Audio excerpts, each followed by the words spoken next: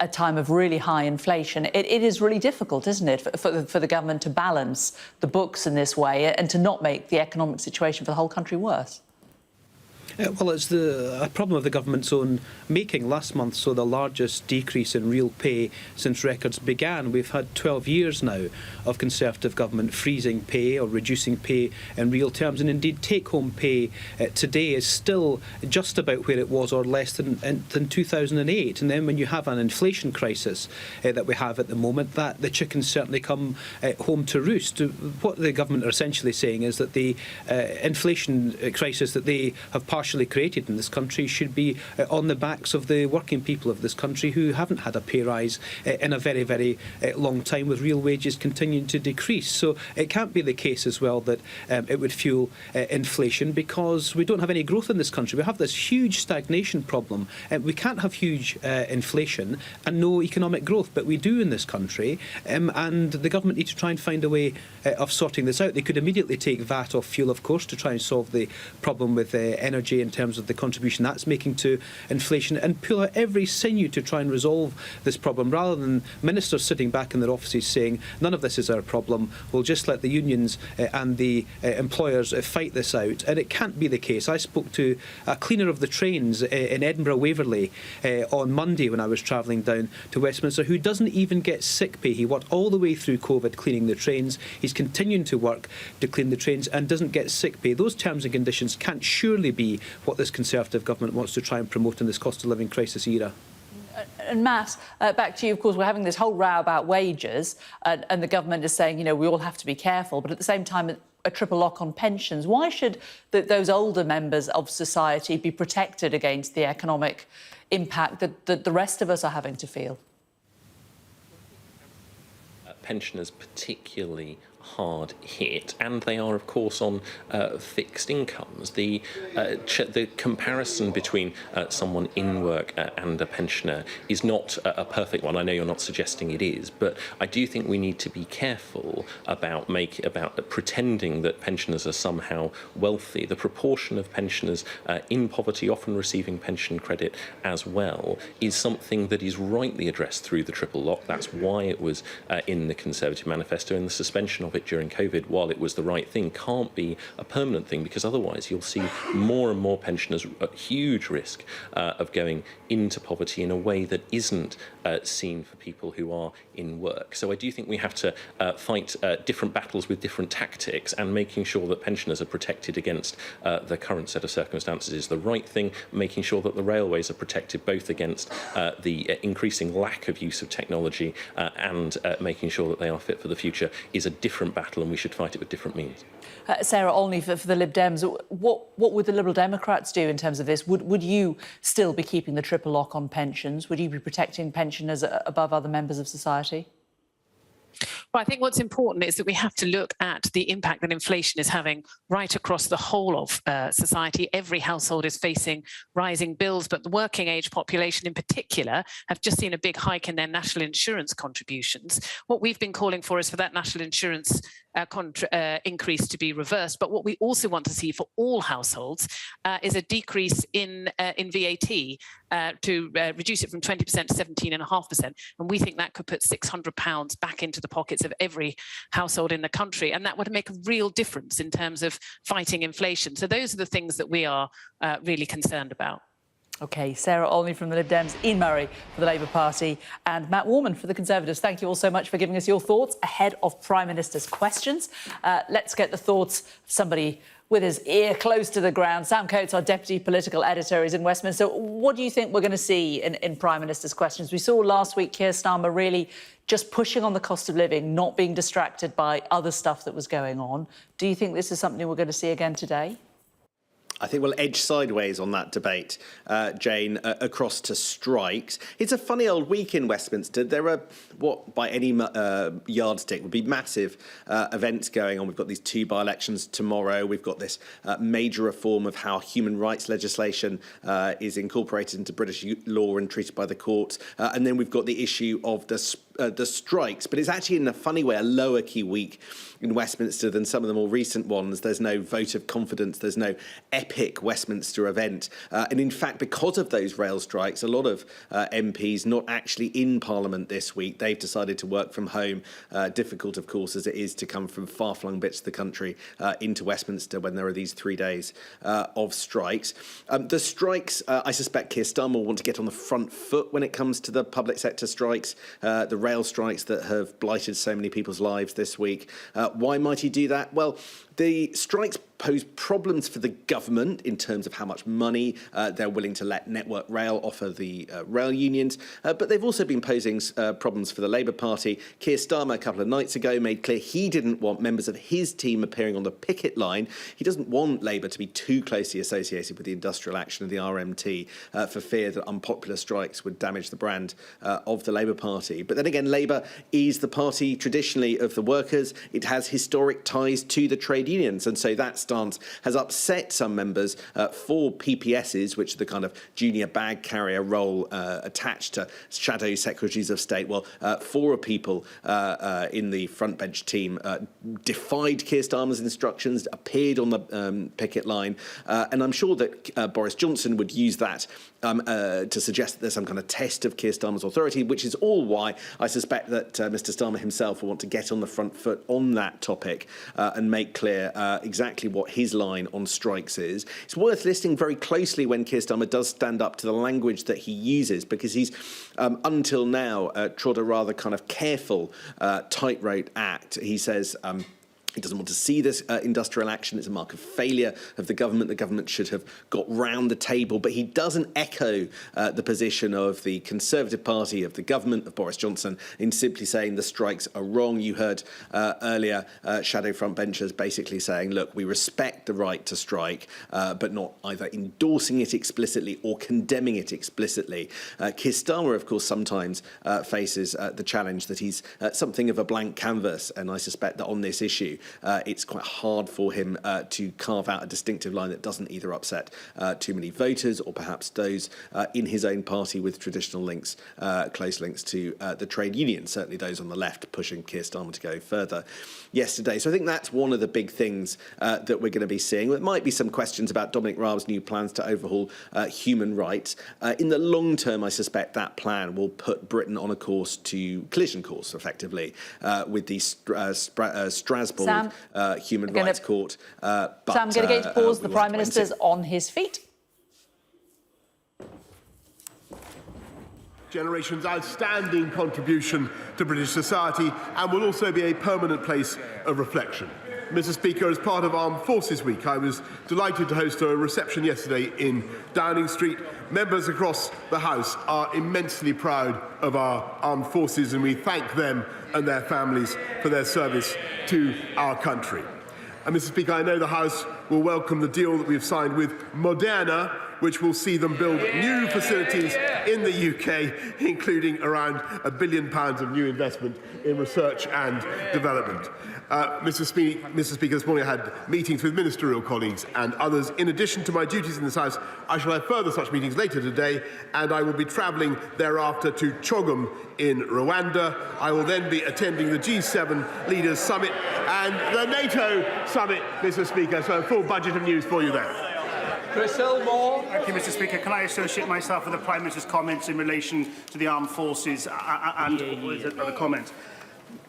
Prime Minister, has he ever considered the appointment of his current spouse to a government post or to any organisation in one of the royal households? Be honest, Prime Minister, yes or no? Yes or no? Mr Speaker, I know why the party opposite wants to talk about non-existent jobs in the media, Mr Speaker, because they don't want to talk about what's going on in the real world. I'm proud to say, actually, that we now have 620,000 people more in payroll employment than before the pandemic began, which would never have been possible if we listened to the right honourable gentleman opposite. Thank you, Mr. Speaker. The UK is the global leader in social outcomes contracts. They can deliver public services in an array of areas from healthcare, mental health care, employment, education and development aid. According to Big Society Capital, every £1 the government has spent in this way has delivered £10 in a further economic, social and fiscal value, including £3 in direct savings to government. Does my right honourable friend agree that the time is right for the government to redouble its focus on these outcomes-led commissioning? My honourable friend is absolutely right to champion this type of approach, which makes a real difference to people's lives, people suffering from mental health issues, helping them to find a route back into work. And that's why we are commissioning more initiatives through such funds as the Life Chances Fund, helping those people in society who face the biggest barriers to have happy and productive lives. We now come to the Leader of the Opposition, Keir Starmer. Thank you, Mr. Speaker. Can I join the Prime Minister in his comments about Windrush? And can I pay tribute to everyone who is serving and has served in our armed forces? Can I also pay tribute to everyone standing for election tomorrow? In particular, the plucky Conservative candidate for Wakefield. He's standing even though his own colleagues think he's so useless they held a vote of no confidence in him. Does the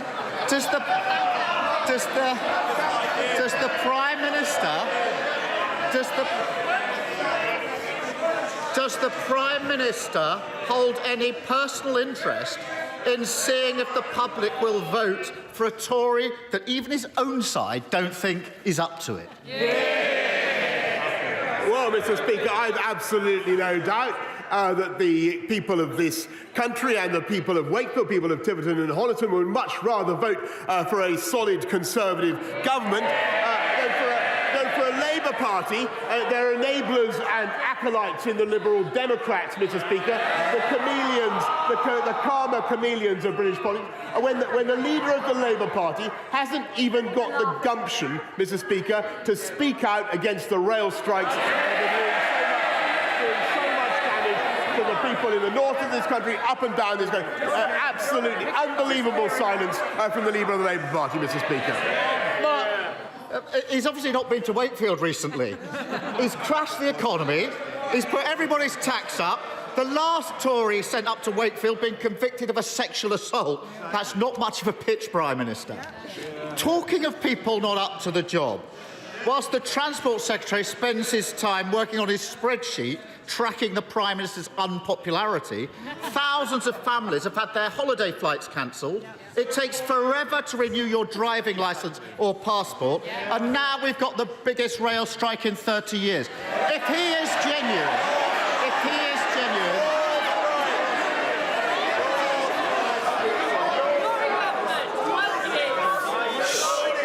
Both sides, let's calm down. We've only just started. The problem is he'll go on forever and nobody wants that, I assure you. Whoever's speaking or asking questions, Keir Starmer. If he's genuine about preventing strikes, will the Prime Minister tell this House how many meetings he or his Transport Secretary have had with rail workers this week to actually stop the strikes? Mr. Speaker, this is the government that loves the railways, that invests in the railways. Not £96 billion we're putting into the integrated railway plan building. Not just, I'm proud to have built Crossrail, by the way, Mr. Speaker, and we're going to build Northern Powerhouse Rail. But what we've got to do is modernise our railways. And it is a disgrace when we are planning to make sure that you don't have ticket offices that sell fewer than one ticket every hour, Mr. Speaker, that he yesterday had 25 Labour MPs out on the picket line, defying instructions. I want to hear the Prime Minister answer, even if you don't. I think you ought to show some respect for the Prime Minister. Prime Minister. Out on the 25, and the shadow deputy leader, out on the picket line, Mr. Speaker, backing the strikers, Mr. Speaker, while we back the strivers. Mr. Speaker, I'm surprised he's giving me advice about my team. If I do need advice, let's say about a £100,000 job at the Foreign Office, I will ask him for recommendation. And there you, Mr. Speaker, there you have it. The Prime Minister of this country and his Transport Secretary haven't attended a single meeting, held a conversation or lifted a finger to stop these strikes. But I did note that on Monday they did find time to go to a lavish ball where the Prime Minister sold a meeting with himself for £120,000 to a donor. If there's money coming his way, he's there. He's nowhere to be seen. So rather than blame everyone else, why doesn't he do his job, get round the table and get the trains running? Mr. Speaker, we are making sure that we do everything we can to prevent these strikes. As he knows, it is up to the railway companies to negotiate. That is their job. We've spent £16 billion looking after the railways, Mr. Speaker, throughout the pandemic. That's cost every household £600. And at the same time, we know why he takes the line he does. We know why he won't condemn the strikes. We know why even now he hasn't got the gumption to call out his MPs who are going out to support the pickets, Mr. Speaker. The reason his authority is on the line in this matter is that they take £10 million from the unions, Mr. Speaker. That's the fee that the learned gentleman opposite is receiving for the case he is failing to make. He can't help himself. There's a huge problem facing the country, and all he's interested in doing is blaming everyone else. Can't he hear the country screaming at him, "Get on with your job"? Whilst he blames everyone and anyone, working people are paying the price. This week, his Treasury Minister said there's a society-wide responsibility for people to take a pay cut. At the same time, his Chief of Staff is trying to change the law to get bankers' bonuses increased. So come on, only one of them can be right. Is it his Treasury Minister who says every worker needs a pay cut? Or is it his Chief of Staff who says every banker needs a pay rise?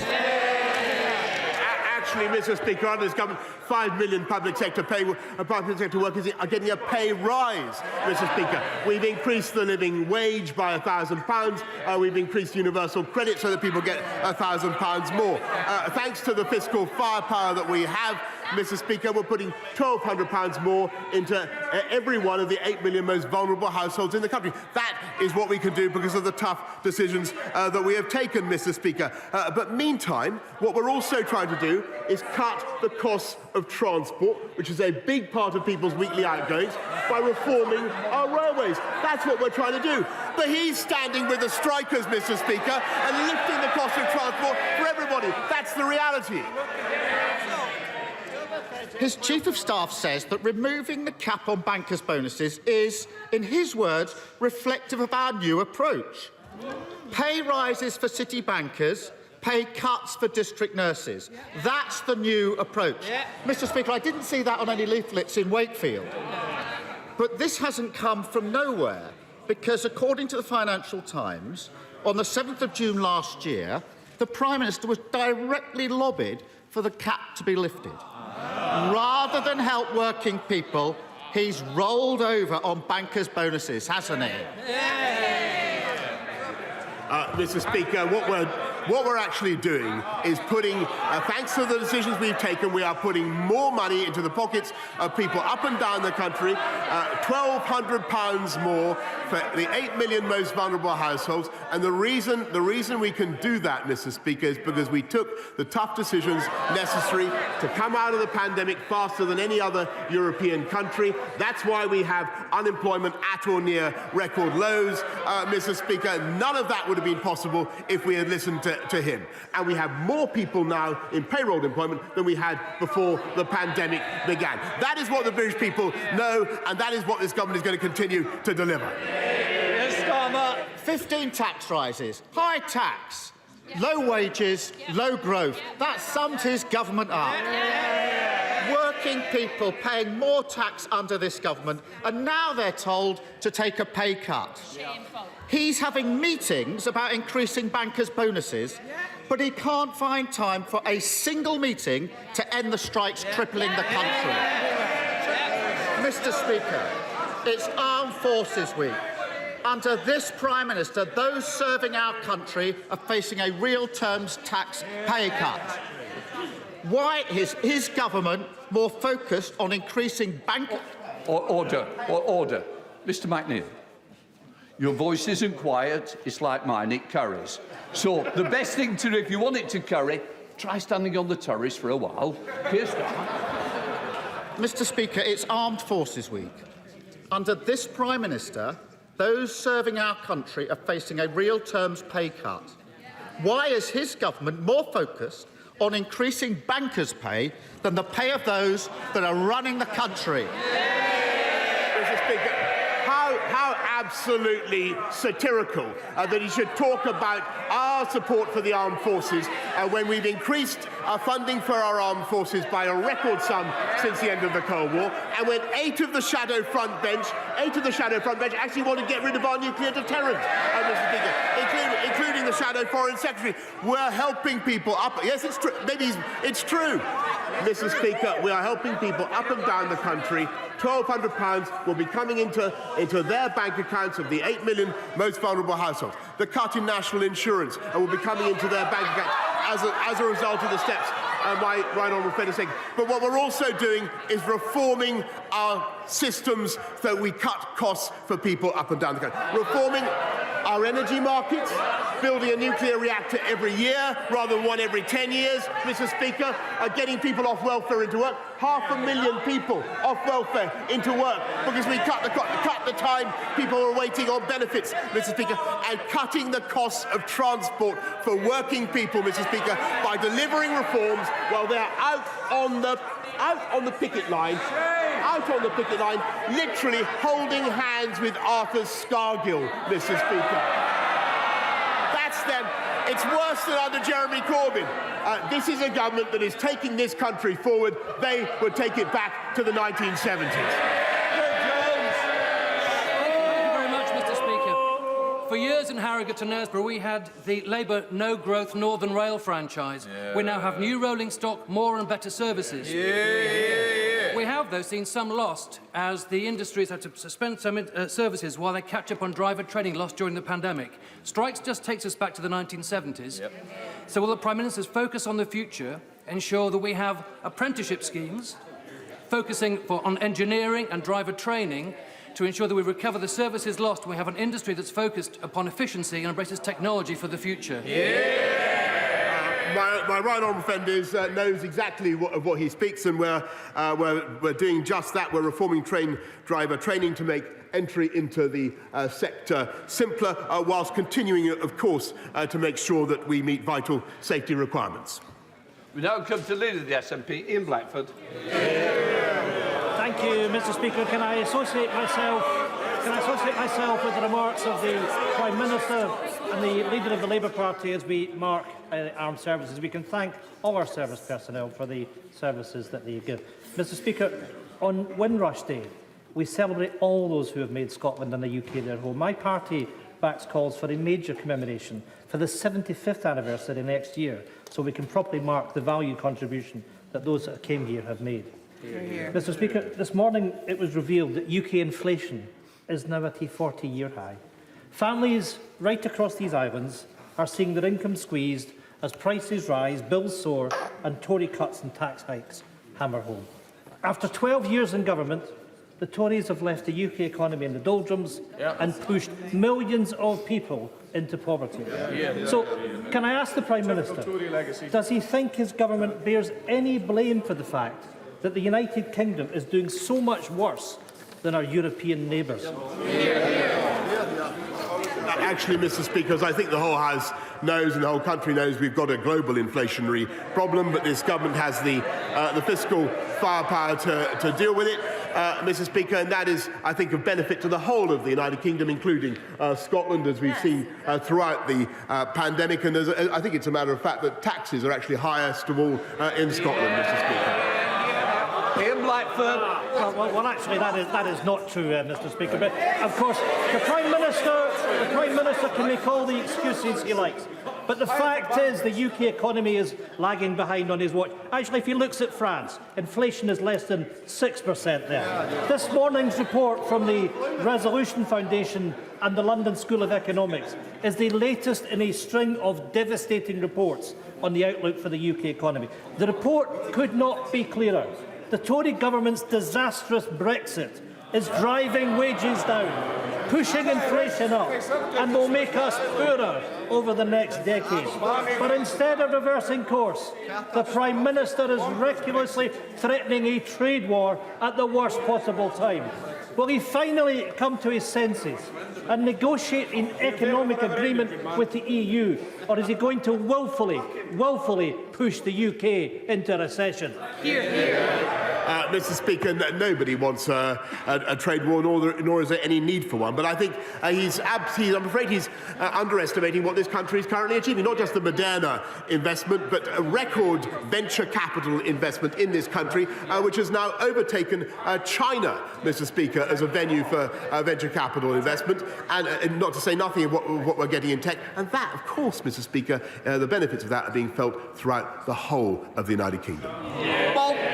Thank you, Mr. Speaker. I very much support the work of this government to level up all parts of the United Kingdom, including Scotland. My own constituency in the Scottish Borders. For the Scottish Borders, improved transport connectivity is the key to levelling up. So will the Prime Minister reconfirm his government's support for improvements to the cross-border A1 road, and also the feasibility study to extend the Borders Railway to Hoyt, Newcastleton and on to Carlisle? I thank him for an excellent piece of lobbying, and I can tell him that we're looking, certainly the Department of Transport is working with Transport Scotland on the possible extension of the Borders Railway to Carlisle, and on the A1 a decision is to be made later this year.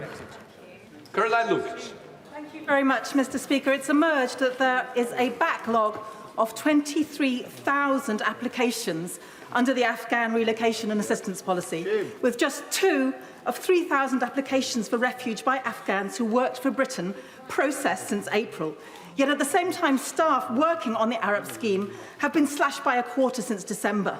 This is an incredible betrayal of the Afghan people who put their lives on the line to work for our country. So I still have casework many people from the Chevening alumni, for example, who've been promised support since September.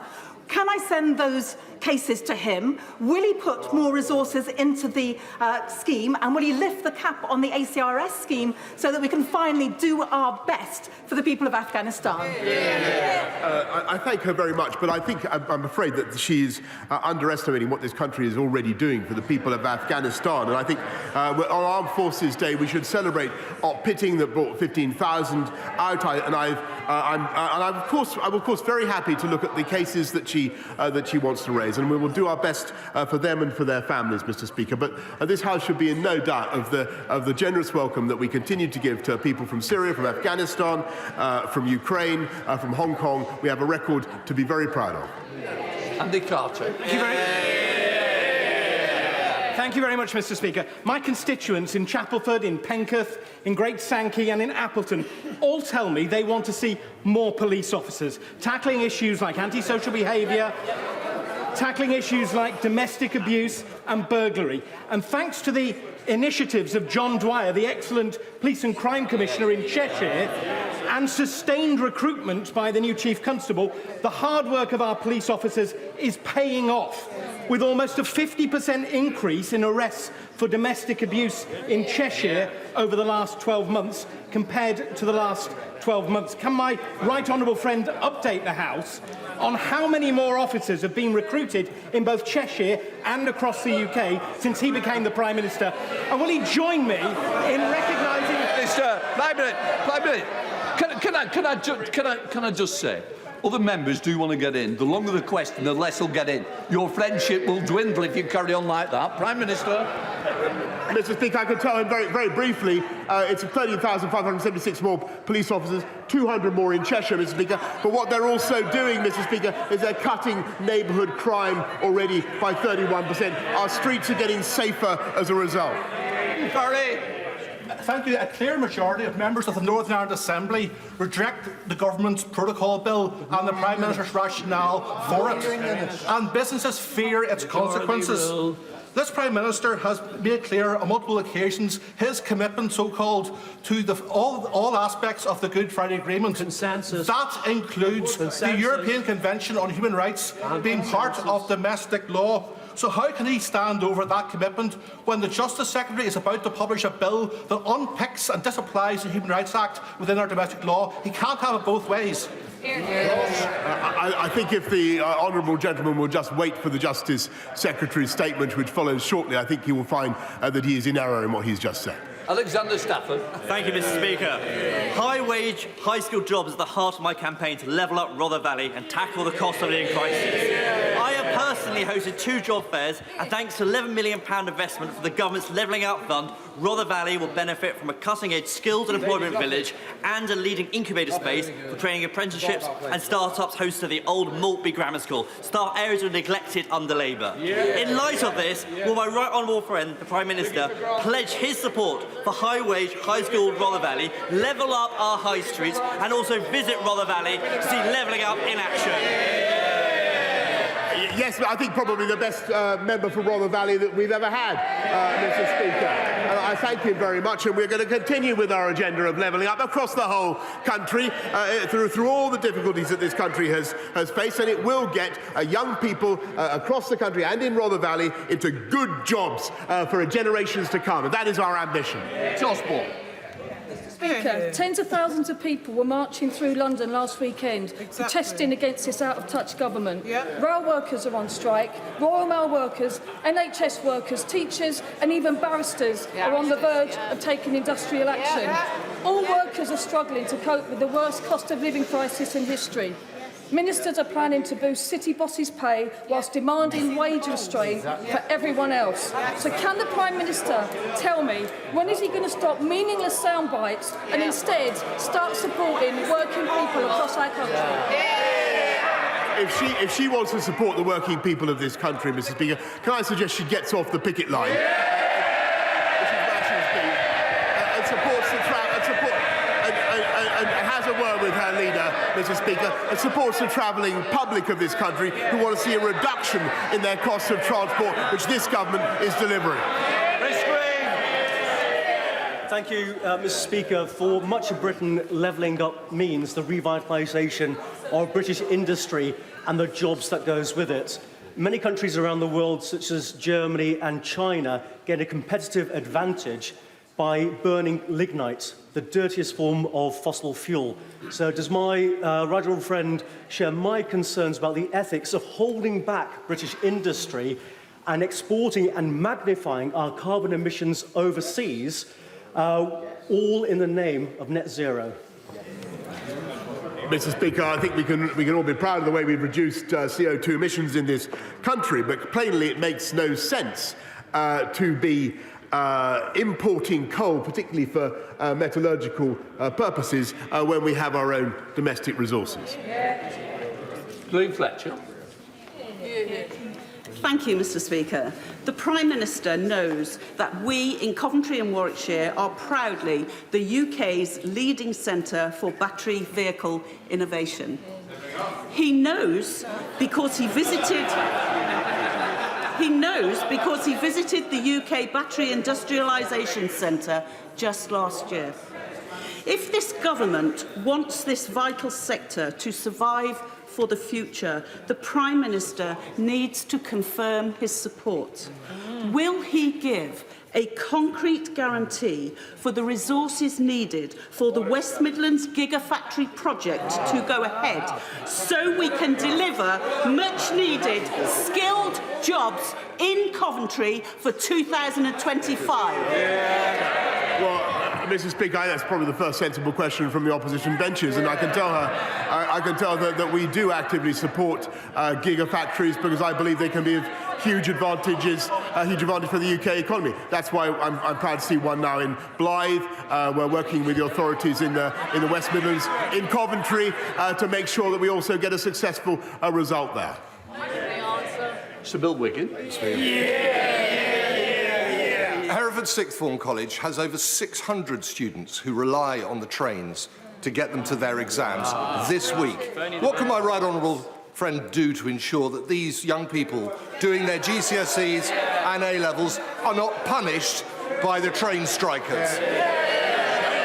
Well, Mr. Speaker, I know how much my right honourable friend cares for students in his constituency, and I can tell him that no exams have been cancelled as a result of the strikes so far. We expect schools and colleges to have contingency arrangements in place to manage disruption. If students arrive late, then schools should allow them to take the paper, and exam boards will determine if that paper can be marked based on how late the student is. And I'm told that, Mr. Speaker, if the student misses the exam completely, the school can apply for their grades to be calculated from the other assessments they have completed in that subject. And I hope that is helpful to my right honourable friend. Thank you, Mr. Speaker. The Prime Minister will be aware of the problems that arose in Paris at the European Cup final. Will he agree with me that both the French and UEFA authorities' attempts to blame Liverpool fans for the failure to keep order at the stadium has been comprehensively disproven?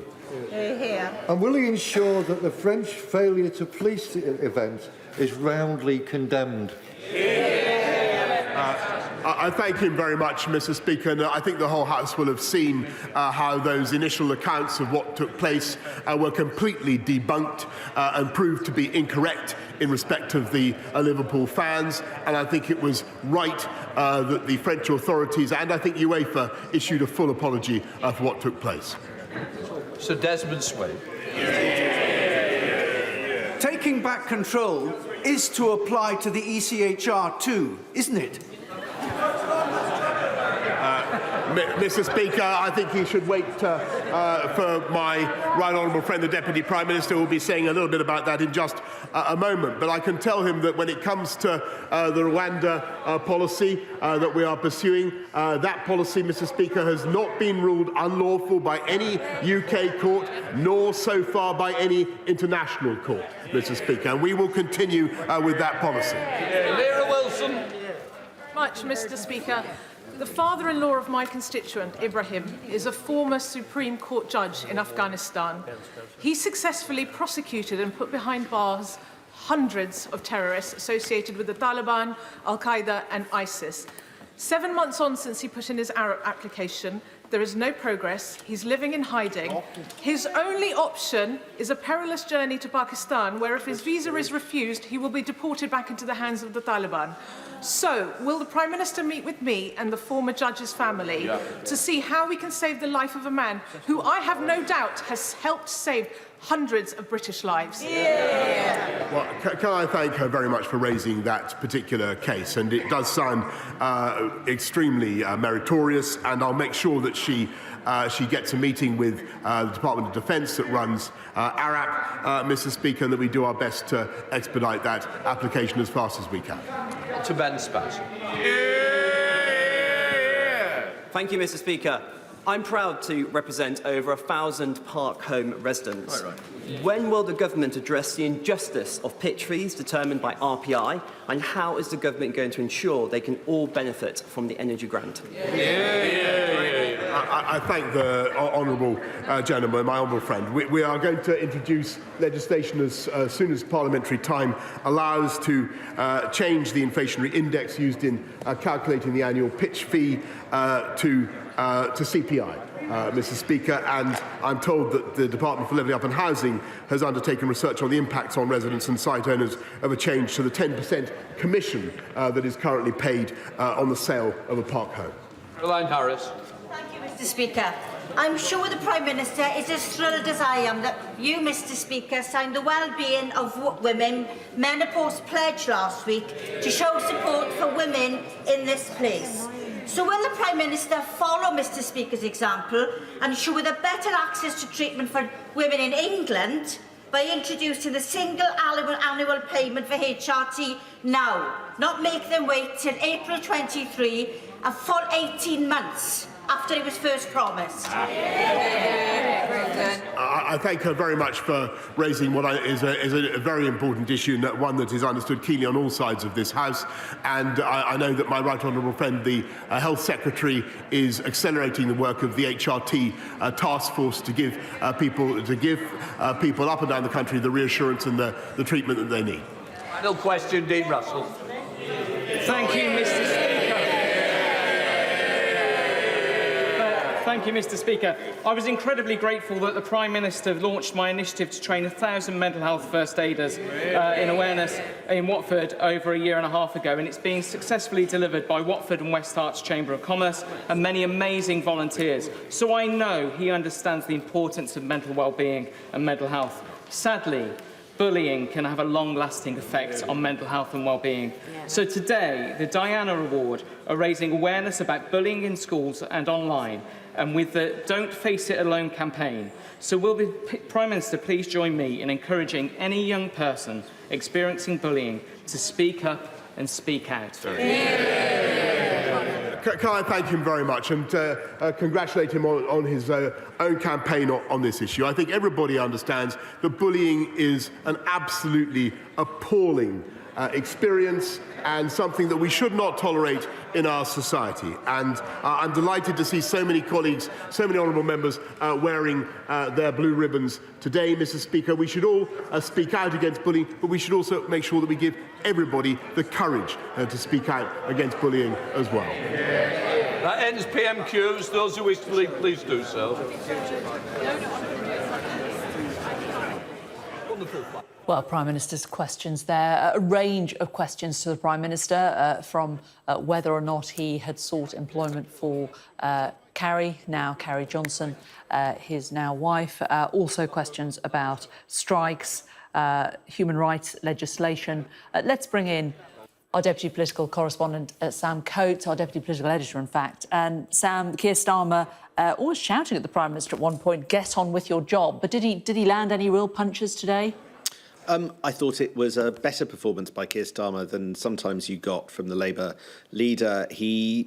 Essentially, Boris Johnson was in a bit of trouble in this Prime Minister's questions from the first question when Labour MP Chris Elmore asked Boris Johnson, have you ever considered the appointment of your current spouse to any government post or to any organisation in one of the royal households? Now, viewers may be aware of the stories about both of those things allegedly happening in the last few days. Now, there have been denials about both of those stories given to the press.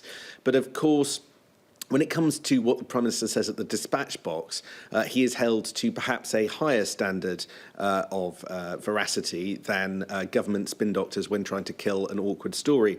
And I think that Boris Johnson's decision to sidestep that question, effectively not do what he could have done, which is to give an explicit denial to one or both of those two allegations, will be picked up, as it was by Keir Starmer almost immediately after. It doesn't mean the stories are true, but Boris Johnson had a moment where he could have denied them, and he chose not to do that. And I think that Keir Starmer started his questions by referencing that and the Wakefield by-election, which, along with the Tiverton one, is taking place tomorrow, before trying to push back at what he anticipated was going to be quite difficult questions on strikes and points on strikes from Keir Starmer.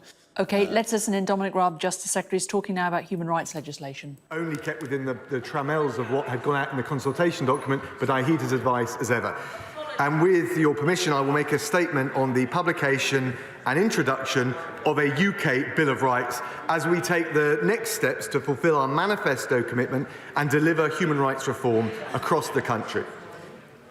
Mr. Speaker, we have a proud tradition of freedom under the rule of law in this country, and I would remind honourable members on all sides that it dates back centuries to Magna Carta, not just 1998. The Bill of Rights is the next chapter in the evolution and the strengthening of our human rights framework. It's published today and available online and, I believe, in the Vote Office. Mr. Speaker, let me turn to the key strands of our reforms. First, and again to remind the House, as I said when we launched the consultation back in December, the UK intends to remain a state party to the European Convention on Human Rights.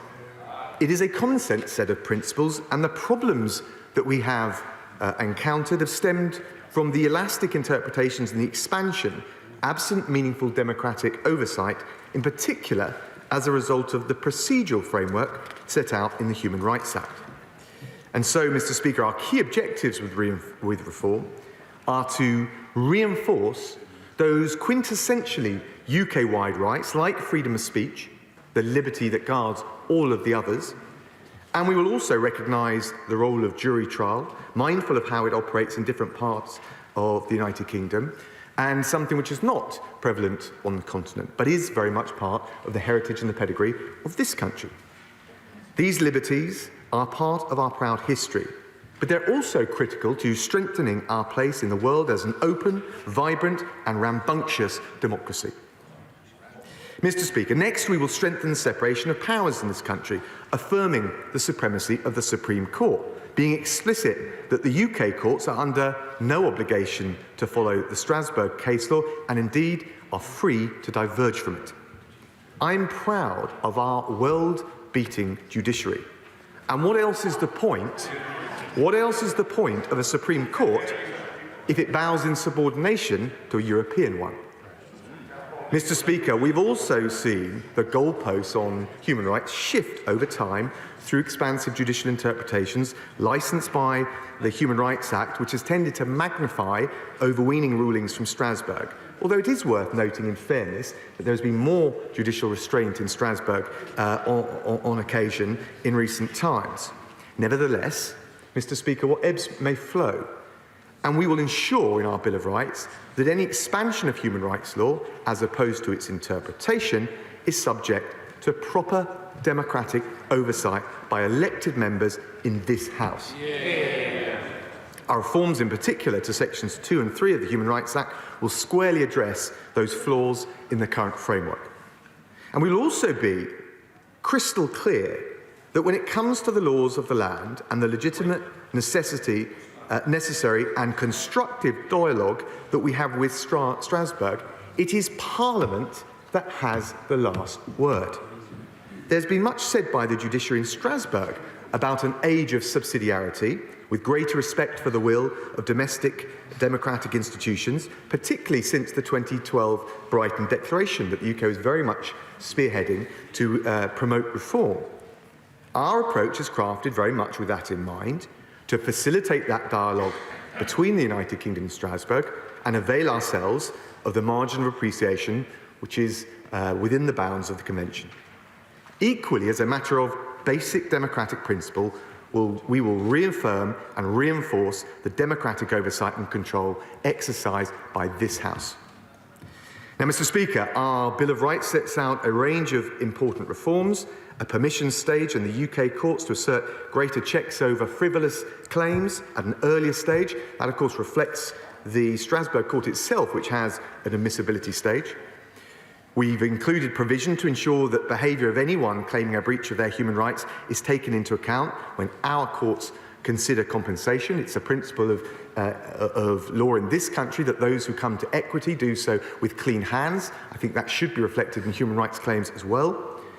We will also expressly, Mr. Speaker, provide for greater weight to be given to Parliament's determination of the public interest set out in primary legislation when considering the interpretation of rights to ensure we are better equipped to protect the public. And that will reinforce our ability to, for example, deport more foreign national offenders, and in particular, those claiming ever more elastic interpretations of Article 8 and the right to family life to frustrate the deportation process. It will also ensure we can deliver our reforms to the parole system. So when it comes to those finely balanced assessments of risk in decisions on the release of potentially dangerous offenders, public protection is the overriding priority. Our Bill of Rights will also mean that we can prevent well-meaning but counterproductive and onerous straitjacket regulatory burdens being placed on our public services, resulting from rulings determined by lawyers in court, rather on such sensitive matters being set by elected lawmakers in this House. That's particularly important, Mr. Speaker, with respect to finely balanced assessments of social policy matters with financial impact, the bread and butter issues that it is for this Parliament to decide. Mr. Speaker, we have consulted and engaged very widely across the whole of the United Kingdom. We will continue to do so. This is a UK-wide reform, but we want to work with all of the devolved administrations on these essential reforms. So we will be seeking legislative consent motions, noting nevertheless that the status of the Human Rights Act is as a, and I quote, protected enactment under the devolved settlements. So reform, replacement, revision can only take place from Westminster. Mr. Speaker, our Bill of Rights will strengthen our proud tradition of freedom. It will demarcate a clearer separation of powers. It will ensure greater respect for our democratic institutions, and it will better protect the public and restore a healthy dose of common sense to the justice system, which is essential for commanding public confidence. Ultimately, it will make us freer, it will help keep our streets safer, and I commend this statement to the House. I now call the Shadow Minister, Ellie Reeves. Thank you, Mr. Speaker, and I'm sure the whole House will want to join me in sending our deepest condolences to my honourable friend, the member for Croydon North, who, following the death of his father last week, cannot be here today. Mr. Speaker, this is a very dark day for victims of crime, for women, for people in care, for everyone in this country who rely on the state to protect them from harm. This is not a Bill of Rights, it's a con. The Lord Chancellor knows this because he's been working on it for over a decade. We know from the Queen's speech that this bill will take away the duty of the state to protect everyone from harm by removing the positive obligations set out in the Human Rights Act. It will force victims of crime seeking justice to schlep to Strasbourg, creating endless delays and red tape.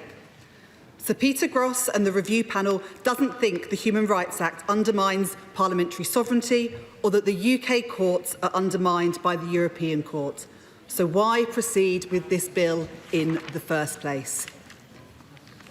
It's because this is a government that looks to pick a fight to cover up its own failures and then finds someone else to blame. We've seen a succession of Conservative members do this in the form of blaming the European Court to deflect from their bungled and unworkable asylum policy. Some, shamefully, have even demanded that the UK withdraws altogether from the European Convention of Human Rights. For members of the party of Churchill, who inspired the European Convention of Human Rights to want to do away with it altogether, is really quite something. I gather that he doesn't want to withdraw from the European Convention, not least because he knows it would fatally undermine the Good Friday Agreement and peace in Northern Ireland. So will he now condemn members of his own party who have made this dangerous and reckless demand? Mr. Speaker, we on this side of the House are proud of the gift that Churchill gave to the world in the Universal Declaration and in the European Convention that followed. But we are prouder still that it was a Labour government in 1998 that brought rights home from Strasbourg. The Human Rights Act is held up around the world as an exemplar of modern human rights legislation, which is why the European Court very rarely overrules our judges, something that the review panel recognised in their report.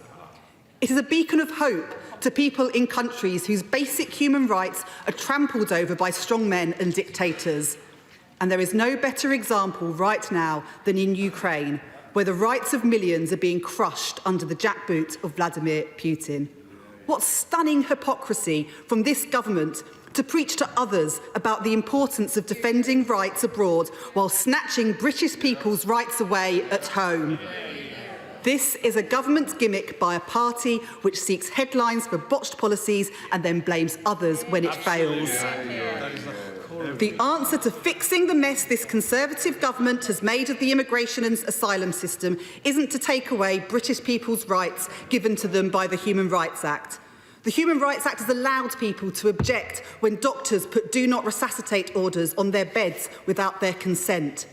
It's allowed people with learning disabilities imprisoned in locked units to be reunited with their families. It's allowed families of major disasters like Manchester or Hillsborough to seek justice where public bodies have let them down. It's allowed elderly married couples in residential care to object when care home managers try to separate them.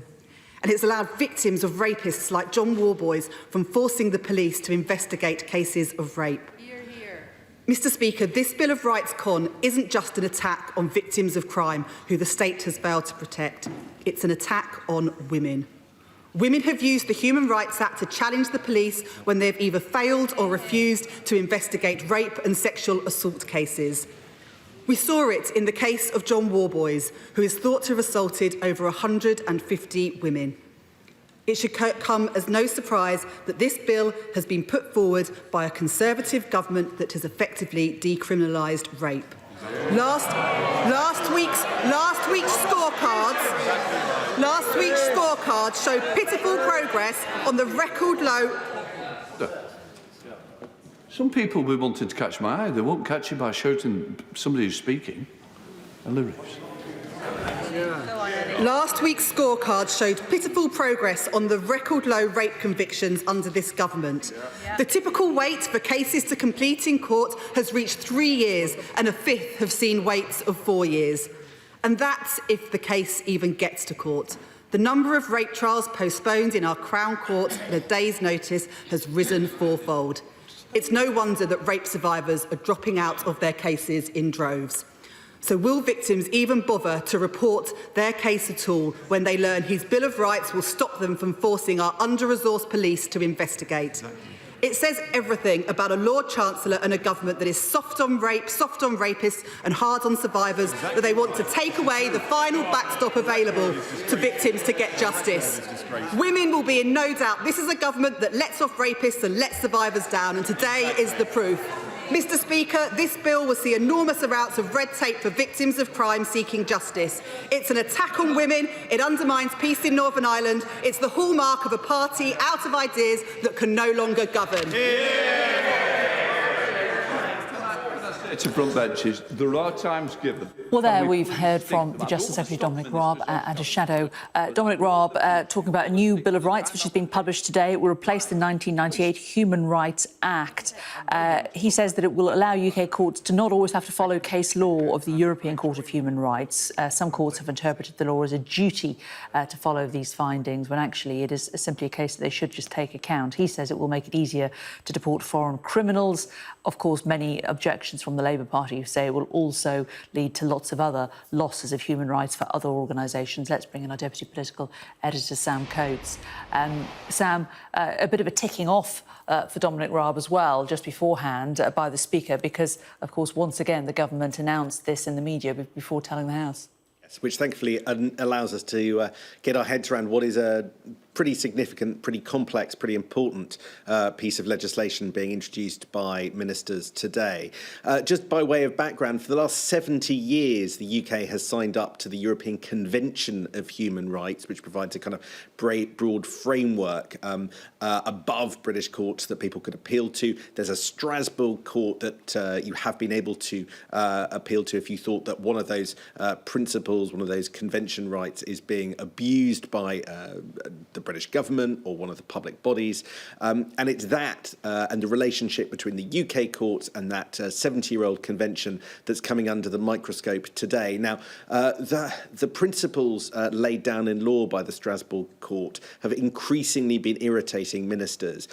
Through the last decade, there was a long-running row about whether or not prisoners could get the vote. It was seen as a breach of their human rights under the convention. And that's really when this issue of just how closely British courts were following Strasbourg rulings came under the spotlight. Dominic Raab, all the way through this period following this debate, pretty closely, pretty much on top of this ever since he became an MP in 2010.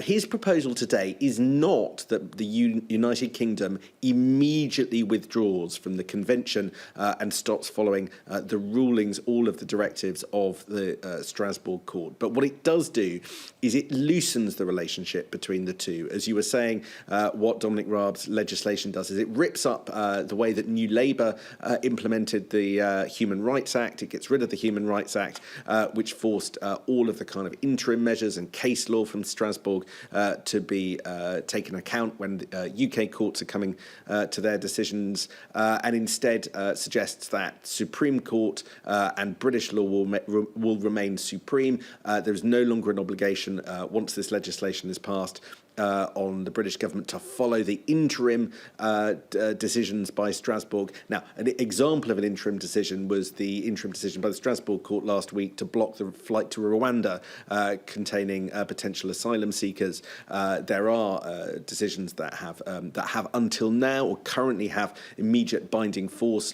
Dominic Raab wants to make it clear that you no longer have to follow the Strasbourg rulings immediately when they do one of these kind of interim decisions. Now, ministers like Dominic Raab are at pains to say none of this means that we'll be ejected from this human rights framework. Others believe that in time, if Britain continues to defy human rights court judgments, interim or other, then that's the destination that we'll end at. I think we're just going to have to see how this legislation progresses through Parliament and then what its impact really is before we know whether or not we're going to stay in this framework of human rights for the long term. OK, Sam, thanks very much. Well, let's bring you some breaking news now. A report by the police watchdog has found that Rotherham police thought sexually exploited children were complicit in their abuse. The investigation by the Independent Office for Police Conduct, published in the last hour, looked at alleged police misconduct linked to the Rotherham abuse scandal between 1997 and 2013. Sky's Becky Cottrell has more. She's in Wakefield in West Yorkshire. And Becky, just looking through some of the facts of this, children as young as 11 being failed to remove from the company of older men. Yeah, it's really tragic to hear. What this report does is it really lays out the culture of South Yorkshire Police at that time. The IOPC director, the police watchdog, today said that these children weren't viewed as victims. I spoke to the Deputy Chief Constable at South Yorkshire Police, and he put it even more shockingly. He said that vulnerable children were not viewed as children, which is kind of unbelievable to hear now, but that is simply the way it was in many instances. And that is why you would have police officers finding these children, like you said, as young as 11 in cars or in houses with older men that we now know were abusing them. And they simply didn't do anything to intervene. And in many cases, the girls would say, oh, this is my boyfriend. And the police would accept that and leave them. And we can assume that that led to many more children being abused. Now, the details and the scale of abuse in Rotherham, that is not particularly new. We knew the details of that because there was a very comprehensive report back in 2014 by Alexis J. But what we had been waiting for, and it's taken 8 years, was this report from the police watchdog to find out not just the role of individual officers, but what has happened to them subsequently. Now, the watchdog investigated 47 officers, and 14 of them were found to have a case to answer for either misconduct or gross misconduct. But no one was sacked, and the most severe punishment was a final written warning. And in many cases, the officers had resigned and could no longer face disciplinary proceedings. Now, I spoke to a survivor of abuse in Rotherham yesterday, Sammy Woodhouse. She's campaigned for years on this issue, and she was disgusted that no one had been dismissed. She said, in many cases, it feels like officers have been rewarded being able to retire and get their pensions, while survivors of this abuse are still dealing with the emotional and in some cases physical fallout of what they suffered. Now, South Yorkshire Police have apologised. They say the force is very different today, but they still need to work to build trust with this community so survivors can come forward and they can try and stem this awful crime of child sexual exploitation. Becky Cottrell, thank you very much. This is Sky News. Coming up next, we're returning to the cost of living crisis as it is squeezing harder. Inflation is rising to a 40-year high. What does that mean for all of us? What does it mean in terms of pay rises, the cost of food, and how much money we may or may not have in our pockets? Also looking at the impact on pensions as well. All of that to come after this break in Sky News at 1.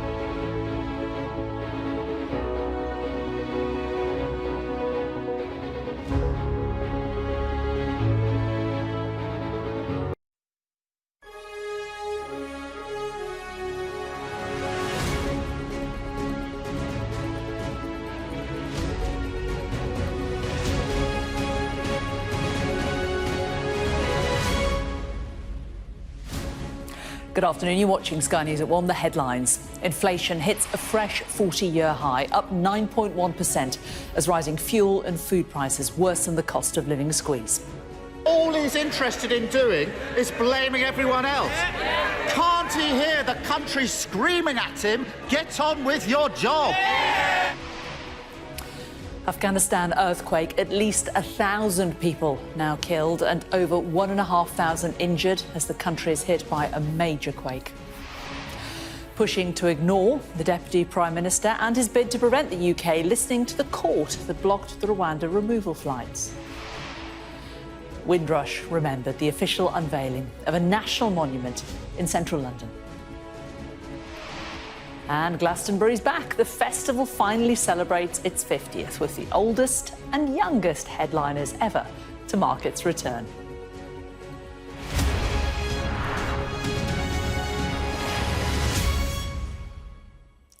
Hello, good afternoon. The squeeze on families across the UK has got a little tighter as the rate of inflation hits a 40-year high. The Consumer Prices Index rose slightly to 9.1% in the year to May. That's up from 9% in April. The rise comes as the Bank of England is warning that inflation will reach 11% this year, putting further pressure on the Chancellor. Well, there was a heated exchange about the cost of living crisis between the Prime Minister and the Labour leader, Keir Starmer, during Prime Minister's questions. There's a huge problem facing the country, and all he's interested in doing is blaming everyone else. Can't he hear the country screaming at him, get on with your job? Whilst he blames everyone and anyone, working people are paying the price. This week, his Treasury Minister said there's a society-wide responsibility for people to take a pay cut. At the same time, his Chief of Staff is trying to change the law to get bankers' bonuses increased. So come on, only one of them can be right. Is it his Treasury Minister who says every worker needs a pay cut? Or is it his Chief of Staff who says every banker needs a pay rise? Actually, Mr. Speaker, under this government, 5 million public sector workers are getting a pay rise, Mr. Speaker. We've increased the living wage by £1,000. We've increased universal credit so that people get £1,000 more. Thanks to the fiscal firepower that we have, Mr. Speaker, we're putting £1,200 more into every one of the 8 million most vulnerable households in the country. That is what we can do because of the tough decisions that we have taken, Mr. Speaker. But meantime, what we're also trying to do is cut the costs of transport, which is a big part of people's weekly outgoings, by reforming our railways. That's what we're trying to do. But he's standing with the strikers, Mr. Speaker, and lifting the cost of transport for everybody. That's the reality. Well, we're joined now by a Deputy Political Editor, Sam Coates. And Sam, a week of strikes, but also a week where cost of living once again high on the agenda. That's right, 9.1% inflation, according to the ONS this morning, I think is going to dominate political life for some weeks to come. The way it's dominating this week is the link to strikes. Now, ministers use high inflation as one of the reasons why they can't just give big pay rewards, pay rises to striking rail workers. Of course, there's a whole series of other pay deals coming down the track even before the summer recess, with the pay review bodies releasing reports about teachers and police officers and nurses. So if they give in on the strikes that are taking place at the moment and to give 7, 8, 9% pay increases to those rail workers, then there'll be pressure to do the same. And Boris Johnson really trying to hold the line at the moment not to stoke inflation. What Keir Starmer's trying to do is draw a contrast between the position on the rail workers and some of the other decisions. He highlighted leaked correspondence that appeared in the newspaper, journalist Paul Waugh revealed on Monday, where it revealed that essentially the government is pushing ahead, loosening some of the restrictions over city bonus schemes. And that will effectively mean that some of those at the top end of the income scale could stand to benefit in the years to come, just to the point where most of the country is getting below inflation pay increases, meaning that they are suffering a real terms drop in their wages. So Keir Starmer trying to push ahead with that, whilst also scoring political points on the subject of the Wakefield by-election, where the Conservative local party isn't entirely behind the local candidate, but also what you have is a situation been rumbling for the last couple of days. Allegations that Carrie Johnson, Boris Johnson's wife, was, before they were married, possibly in line, or Boris Johnson was trying to get her a job, first of all in the Foreign Office. That was reported briefly in the Times on Friday, and then the Times sort of effectively pulled that story. And then there was a report in the Telegraph this morning that there was an attempt to get Carrie Johnson a job in the royal household, or working alongside the royal household. That too was denied. But Boris Johnson asked about both of those by a Labour MP at the start of Prime Minister's questions, and a denial came there none. Let's hear that exchange.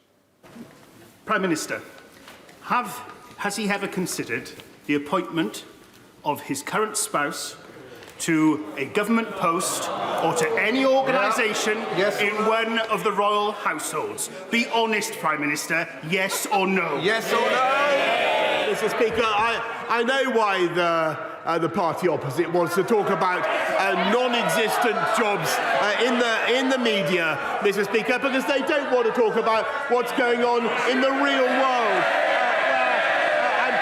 I'm proud to say, actually, that we now have 620,000 people more in payroll employment than before the pandemic began, which would never have been possible if we listened to the right honourable gentleman opposite.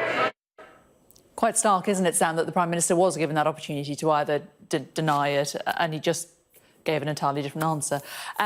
Dominic Raab also up in the House after the Prime Minister. New Bill of Rights.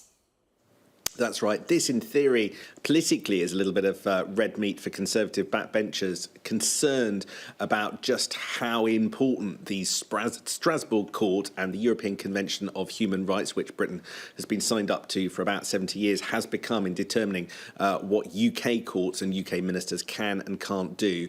Effectively, what Dominic Raab's announcing today is it's going to rip up the Human Rights Act, which Labour introduced, which tied British courts quite closely to what was happening over in Strasbourg, and instead create a kind of looser arrangement where the courts and ministers no longer have to automatically follow Strasbourg case law.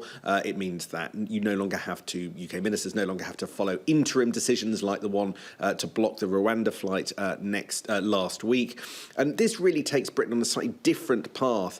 It could ultimately result in Britain being ejected from the European Convention in Human Rights, but I think we're quite a long way away from that, and ministers deny that's either the aim or would be the consequence of this piece of legislation.